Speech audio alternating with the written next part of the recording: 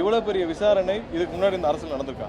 இப்போ இந்த இதில் வந்து நம்ம டிஸ்ட்ரிக்ட் லெவலில் சஸ்பெண்ட் பண்ணியிருக்காங்க, எல்லா இடத்துலையும் விரிவாரத்திற்கு உடனே சிபிசிஐடி கொடுத்துருக்காங்க. கடந்த 5 ஆண்டுகளில் பத்திரப்பதிவுத்துறையில் நடந்த மோசடி புகார்கள் கொடுத்து ஒன்றாவது சிபிசிஐடிக்கு போயிருக்காங்க. இது வந்து முறைகேடு, இது வந்து கிரைம் அஃபென்ஸ், இது கண்டிப்பாக வந்து கிரிமினல் அஃபென்ஸ், சிவில் டிஸ்பியூட் இல்லை, இது சொத்து பிரச்சனை இல்லை ஃபேமிலி டிஸ்பியூட்லாம் இது வந்து முற்றிலும் கிரிமினல் விசாரணை செய்யப்படிய வழக்கு. இல்லை, பழனி கேஸ் சம்பந்தமாக ரொம்ப விரிவான விசாரணை கண்டிப்பாக தேவைப்படுது. இதில் பல அளவிலான இந்த விசாரணை விரிவடைய வேண்டும் என்பது எங்களுடைய எண்ணமும் கூட. நிறைய பேருடைய தொடர்புகள் இதில் இருக்குன்றது எங்களுடைய கணிப்பாக இருக்குது.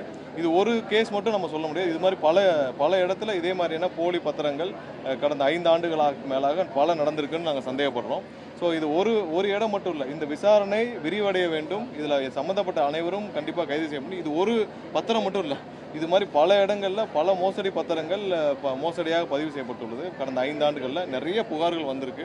ஸோ அவர்கள் எல்லாம் கண்டிப்பாக வந்து புகார்கள் தரப்பட வேண்டும். தேவைப்பட்டால் அந்த துறை அமைச்சரிடம் பேசி அதுக்கு தனியாக ஒரு செல் கூட ஓப்பன் பண்ணலாம்.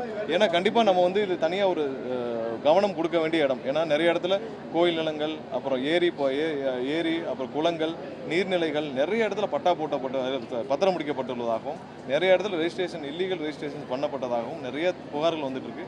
அனைத்தும் துரிதமாக விசாரிக்கப்பட வேண்டும். ஏன்னா பத்திரப்பதிவுத்துறையில் துரிதமாக விசாரிக்கப்பட்டு அந்த பத்திரங்கள்லாம் ஹோல்டு பண்ண வேண்டும். எங்கெங்கெல்லாம் போலி பத்திரங்கள், எதனால், யார் பண்ணால், எப்படி பண்ணாங்க, ஏன்னா யாருடைய சம்பந்தம் இல்லாமல் இது நடந்திருக்காது. அந்தந்த பத்திரப்பதிவு இருக்கிற ரெஜிஸ்ட்ராரு, அப்புறம் அதில் யார் அங்கே இருந்தாங்க, யார் மூலயமா நடந்துச்சு, இது அப்போ இருந்த துறையில் யார் டிஸ்ட்ரிக்ட் லெவலில் இருந்தால், இது அனைத்தும் நம்ம பார்க்க வேண்டியிருக்கு. நிறைய போலி பத்திரங்கள் இப்போ புகாராக வந்துட்டு இருக்கு கடந்த 5 ஆண்டுகளில். இது ஒன்று மட்டும் இல்லை, நிறைய விசாரிக்கப்பட வேண்டிய கட்டாயம். ஆமாம், இப்போ வந்தவொடனே இவ்வளோ பெரிய விசாரணை இதுக்கு முன்னாடி இந்த அரசில் நடந்திருக்கா? இப்போ இந்த இதில் வந்து நம்ம டிஸ்ட்ரிக்ட் லெவலில் சஸ்பெண்ட் பண்ணியிருக்காங்க, எல்லா இடத்துலையும் விரிவாரத்திற்கு உடனே சிபிசிஐடி கொடுத்துருக்காங்க. கடந்த 5 ஆண்டுகளில் பத்திரப்பதிவுத்துறையில் நடந்த மோசடி புகார்கள் கொடுத்து ஒன்றாவது சிபிசிஐடிக்கு போயிருக்காங்க. ஒன்றாவது யாராவது கைது செய்யப்பட்டிருக்காங்களா? ஒன்றாவது எவ்வளோ பெரிய பிரச்சனை கிளப்பியிருக்கா? ஆனால் பல புகார்கள் இருக்குது. நம்ம வந்து எதெல்லாம் உடனடியாக அரசுடைய கவனத்திற்கு கொண்டு வரப்படுதோ, எதெல்லாம் இதில் வந்து பார்த்திங்கன்னா அந்த ஹெச்ஆர்என்சிலேருந்து பத்திரம் முடிக்கக்கூடாதுன்னு தொடர்ந்து அந்த ஜேசி வந்து புகார் அளிச்சுட்டே இருந்திருக்காரு.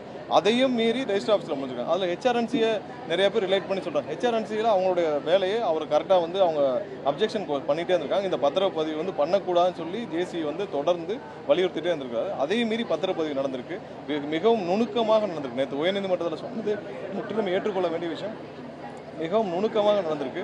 அங்கே அதிகாரிகள் மட்டத்திலும், அதுக்கு மாவட்ட மட்டத்திலும், இன்னும் வேறு எங்கெல்லாம் தொடர்பு இருக்கோ கண்டிப்பாக விசாரிக்கப்பட வேண்டும். அந்த துறை அமைச்சர்களும் இது மாதிரியான எங்கெங்கெல்லாம் போலி பத்திரங்கள் நடந்திருக்கோ அந்தந்த துறை அமைச்சர்கள் கடந்த சில நாட்களாக இது எல்லாத்தையும் எடுத்துகிட்டு வராங்க. கண்டிப்பாக வேறு ஏதாவது பொதுமக்கள் கடந்த 5 ஆண்டுகளில் இது மாதிரியான போலி பத்திரங்கள், நீர்நிலைகள், புறம்போக்கு நிலங்கள், அப்புறம் அது கோயில் நிலங்கள், இது மாதிரியான வந்திருந்தால் கண்டிப்பாக கவனத்துக்கு கொண்டு வாங்க.